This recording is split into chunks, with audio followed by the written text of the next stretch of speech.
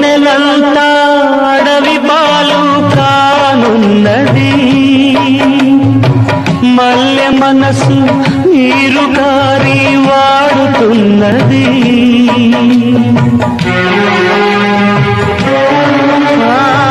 వెన్నెలంతా అడవి పాలు కానున్నది,